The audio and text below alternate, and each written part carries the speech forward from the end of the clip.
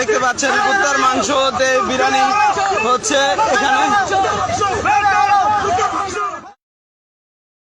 সারা দেশের বিভিন্ন জায়গায় একটি চিত্র ইতিমধ্যে দৃশ্যমান হয়ে উঠেছে, যা সবার নজরে এসছে। আর তা হলো ঘোড়ার মাংসকে গরুর মাংস বলে চালিয়ে দেওয়া। শুধু তাই নয়, কুকুর ও শেয়ালের মাংসকেও খাসি বা ছাগলের মাংস বলে চালিয়ে দেওয়া হচ্ছে। বিষয়টি অত্যন্ত ভয়ঙ্কর। বর্তমানে নিয়ন্ত্রণহীন এই অবস্থা যে আসলে বেহাল এক দশা সৃষ্টি করেছে তা বলাই যায়। সরকার তার দপ্তর এবং অধিদপ্তরের মানুষগুলো কি করছেন তা আমার জানা নেই। ও বিষয়গুলো নিয়ে কথা বলতে আরেকদিন হয়তো আমরা বসতেই পারি। গতকালকে মুন্সিগঞ্জের গজারিয়াতে প্রায় ডজনখানিক ঘোড়াকে জবাই করা হয় এবং সেই মাংসগুলোকে খণ্ড বিখণ্ড করে বাজারজাত করার জন্য প্রস্তুত করা হচ্ছিল। পরে স্থানীয় জনগণ প্রশাসনের মাধ্যমে সেগুলোকে উদ্ধার করতে সমর্থ হয়, কিন্তু পালিয়ে যায় সেই চক্রটি। ঠিক কিছুদিন আগে অর্থাৎ রোজার ঈদের পর আরেকটি ঘটনা ঘটে। সেটি হলো নারায়ণগঞ্জের পূর্বাচলে, যেখানে প্রায় 2 ডজন ঘোড়াকে জবাই করে খণ্ড বিখণ্ড অবস্থায় ফেলে রেখে পালিয়ে চলে যায় একটি চক্র। সেটিও উদ্ধার করে র্যাব এবং সেই সাথে স্থানীয় জনগণ। এই ঘটনা শুধুমাত্র মুন্সিগঞ্জ বা গাজীপুরে নয়, চলছে লাগাতার দেশের নানা প্রান্তে। দিনাজপুরেও একই ঘটনা ঘটেছে। আর কুকুর ও শেয়ালকে যে খাসির মাংস বলে চালিয়ে দেওয়া হচ্ছে,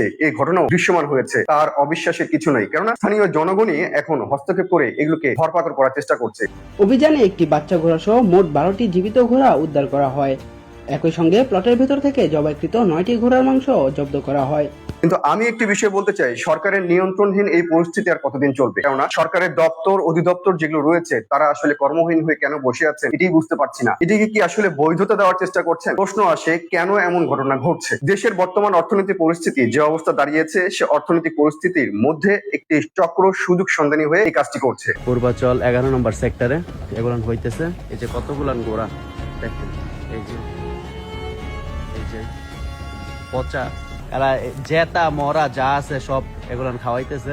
সারা দেশে গরুর মাংস নানান ভাবে প্রায় 500, 600, 700, 800 টাকা পর্যন্ত, ঢাকা শহরে 850 টাকা পর্যন্ত বিক্রি হচ্ছে। কিন্তু সেখানে গরুর মাংসের বিপরীতে ঘোড়ার মাংসের কেজি 250 থেকে 300 টাকা। যদি কোনোভাবে একটি ঘোড়াকে ধরাশায়ী করে জবাই করে মাংস বের করতে পারে, তাহলে সেটি প্রায় 40 থেকে 50 কেজি হয়, যার বাজার দর 28 থেকে 35 হাজার টাকা। কিন্তু মাত্র 2 থেকে 3 হাজার টাকার একটা অসুস্থ ঘোড়াকে নিয়ে এসে সেখানে জবাই করে এই মাংসগুলো কোনোভাবে হস্তগত করতে পারলে, কার কাছে হস্তগত করবে? যারা কষায় তাদের কাছে, অথবা যারা বিরিয়ানি অথবা হোটেলের রেস্তোরাঁ ব্যবসা করছেন তাদের কাছে পৌঁছিয়ে দিতে পারলে সেই মানুষগুলো বা সেই চক্রটি 10 থেকে 12 হাজার টাকা পেয়ে যায়। তার মানে হলো 2 থেকে 3 হাজার টাকার একটি অসুস্থ ঘোড়াকে নিয়ে এসে জবাই করলে আপনি 10 থেকে 12 হাজার টাকা পাচ্ছেন। আবার ঠিক একইভাবে সেই দোকানদার, রেস্তোরাঁ অথবা কষায় সে 700 থেকে 800 টাকা দামেই কিন্তু বিক্রি করছে ঘোড়ার মাংসগুলো। কার কাছে? আপনার কাছে, আমার কাছে। কার পাতে উঠছে? আপনার পাতে উঠছে, আমার পাতে উঠছে। যে শহরগুলোতে বিরিয়ানির দোকানগুলো রয়েছে, সবাই এখন সন্দেহের তীর ছুটছে তাদের দিকেই। আপনি কি আসলে সত্যকারে সেই গরুর মাংস অথবা খাসির মাংস খাচ্ছেন? এটি একটি বড় প্রশ্ন।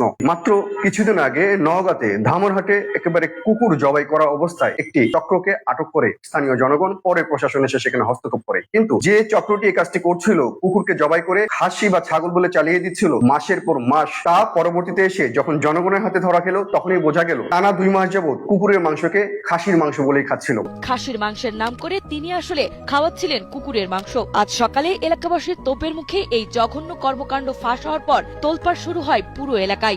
এলাকা থেকে কুকুর হারাই যায়, পরবর্তীতে পাওয়া যায় যে আজকে হাতে নাতে ধরা খাইছে এই কুকুরটা জবাই করে। শুধুমাত্র নওগাঁ নয়, টাঙ্গাইলের ধনবাড়ি, খুলনার খালিশপুর, বরিশালের বটতলা, পূর্বাচল, আরো বিভিন্ন জায়গায় বিচ্ছিন্ন ঘটনা ঘটছে কুকুরের মাংসকে ছাগলের মাংস বলে চালিয়ে দেয়। ছিলেন নওগাঁর ধামরহাটের কসাই এনজাত আলী। বাজারে অন্যান্য দোকানের চেয়ে এনজাত আলীর দোকানে মাংসের দাম ছিল বেশ সস্তা, তাই ক্রেতাদের ভিড় লেগেই থাকতো। আটককৃতরা জানায় কম মূল্যে 10 কেজি মাংসের অর্ডার। প্রত্যক্ষদর্শীরা জানায় বাঁশ দিয়ে মাথায় আঘাত করে একটি কুকুরকে আহত করে অপরিচিত এক ব্যক্তি। পরে ছুরি দিয়ে কুকুরটিকে জবাই করে মাংস সংগ্রহের সময় তাকে আটক করে উপস্থিত। আমাদের ধনবাড়ি শহরে মাছ বাজারে এরকম গোস্ত যে বিক্রি করে, সেদিন দিনে দুপুরে এরকম কুকুর জবা করে কুকুরের গোস্ত বিক্রি করতে গেলাম। স্থানীয়দের মধ্যে মাংসটি অতিরিক্ত লাল হওয়ায় অনেকেই প্রশ্ন তুলতে শুরু করেন।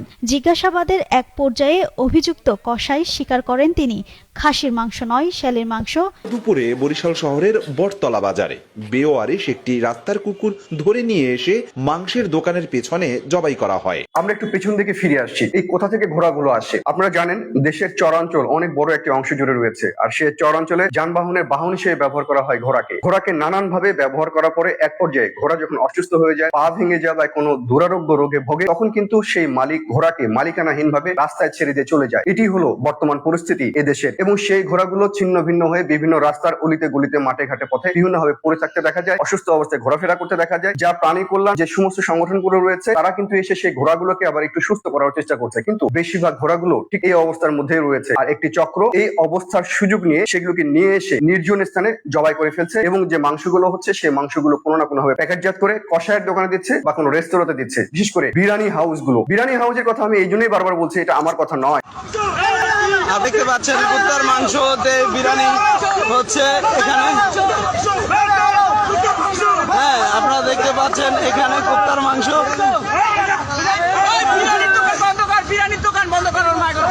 এটা কি এর মাংস? কুত্তার মাংস কোথায় দাও? বিরিয়ানির দোকানে। কোন বিরিয়ানির দোকানে? বিরিয়ানি হাউসের কথা জনগণই তাদের কাছ থেকে উদ্ধার করেছে। যারা এই চক্রের মধ্যে জড়িত তাদের দুই একজনকে ধোলাই দেওয়ার পর তারা স্বীকার করে যে তারা অমুক অমুক জায়গায় দিয়েছে, যার বেশিরভাগ অংশই এই বিরিয়ানি হাউসের কথা।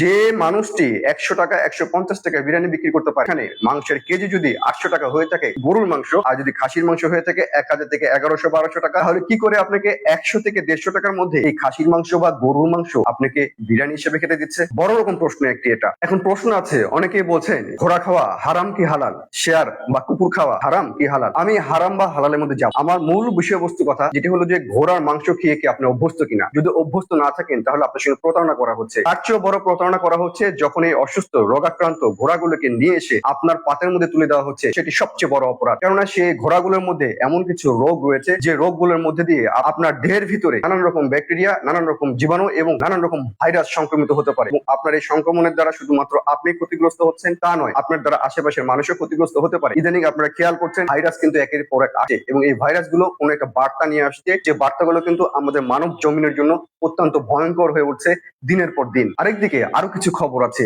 সেটিকে বাদুরের মাংসকে তারা মুরগি অথবা পাখির মাংস বলে চালিয়ে দেওয়া হচ্ছে নানান রেস্তোরাঁতে। এই ঘটনা আজকের নয়, অনেক আগে কিন্তু এখনো ঘটে চলেছে নানান রকম ভাবে গোপনে গোপনে। এই বাদুরের মাংস কিন্তু আপনারা কিন্তু খান। আপনারা পালাচ্ছেন কে? আপনারা ভয় আছে নাকি? বিল দিয়ে পালাচ্ছেন কে? ব্যাগ গুলো নিয়ে আসেন। না, এগুলো পা ধরার কিছু নাই তো। আপনারা অন্যায় করতেছেন। যেমন বাদুরের মাংস যশোরে খেয়েও কিছুদিন আগে 6 জন মানুষ অসুস্থ হয়ে হাসপাতালে এসে যখন ভর্তি হয়েছে তখন তারা মুমূর্ষু অবস্থায় আত্মস্বীকারোক্তি দিয়েছিল বাদুরের মাংস খেয়ে অসুস্থ হয়েছে। যশোর থেকে বাদুরের মাংস চলে আসে হলো নওগাঁতে, নাটোরে এসেও বাদুরের মাংস ধরপাকড় হয়েছে নানান ভাবে। শুধু বাদুরের মাংস নাটোর বা যশোর নয়, বিভিন্ন জায়গায় এই ঘটনাগুলো ঘটছে, যেগুলো কোথাও উঠে আসছে পত্রপত্রিকায়, যার বেশিরভাগই ধরাছোঁয়ার বাইরে অদৃশ্য থেকে যাচ্ছে। আর এই কাজটি কারা করছে? যারা ভাসমান অবস্থায় রাস্তায় বসবাস করে, তাদেরকে কোনোভাবে ইশারায় ডেকে নিয়ে এসে তাদের মাধ্যমে এই কাজটি করানো হচ্ছে।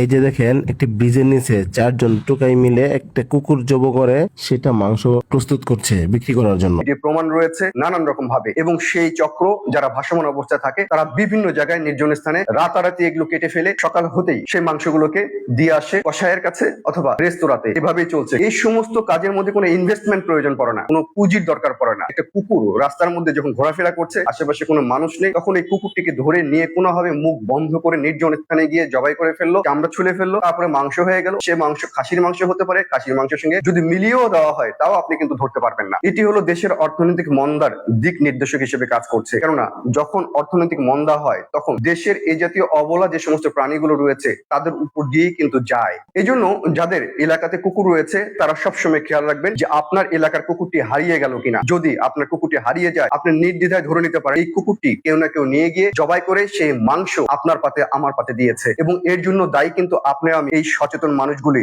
যারা অসচেতনতার মধ্যে বসবাস করছি। সচেতন হওয়ার চেষ্টা করি। আপনার আশেপাশে যে ঘোড়াটিকে আজকে দেখলেন, সেই ঘোড়াটি কোথায় গেল? এই দায়িত্ব যদিও বা বলতে পারেন আপনার, আমার না, আপনার আমার সাথে সরকারের অবশ্যই রাষ্ট্রযন্ত্রকে এই দিকে এগিয়ে আসতে হবে। ইতিমধ্যে 6 এপ্রিল একটি মানববন্ধন হয় জাদুঘরের সামনে। প্রাণী কল্যাণ একটি সংগঠন রয়েছে, সেভ দ্য নেচারের আয়োজনে ঘোড়ার মাংস, কুকুর, শিয়ালের মাংস, এমনকি যে কোনো প্রাণীর মাংস যে কোনো মূল্যে বন্ধ করতে হবে, এরকম একটি দাবি ওঠে। কক্সবাজারের একজন কসাই মাহবুব, তাকে যখন গ্রেপ্তার করা হলো, সে আদালতে স্বীকার করেছে 70টা ঘোড়াকে সে গরু হিসেবে জবাই করে বিক্রি করে খাইয়ে ফেলেছে। এখানে মানববন্ধন করার মূল কাহিনী হলো যে এখানে এখন প্রতিনিয়ত গরুর মাংস বলে চালাই দিতেছে ঘোড়ার মাংস। তখন আমাদের মনে প্রশ্ন এসেছে যে নিশ্চয়ই আমরা না জানি কত দিন বা কত বছর ধরে ঘোড়ার মাংস গরু মনে করে খাচ্ছে। গতকালকে যখন মুন্সিগঞ্জের গজারিয়াতে একই ঘটনা ঘটে, তখনও কিন্তু মুন্সিগঞ্জের গজারিয়ার মানুষ রাস্তায় নেমে গিয়েছিল। রাস্তায় নেমে তারা মানববন্ধন করেছে এবং তাদের কথা একটি, যে এর সুষ্ঠু বিচার হতে হবে এবং যে চক্র এই কাজটি করছে তাদেরকে ধরপাকড় করে নিয়ে এসে আইনের বিচারের কাঠগড়া দাঁড় করাতে হবে, তা না হলে এমন ঘটনা চলতেই থাকবে।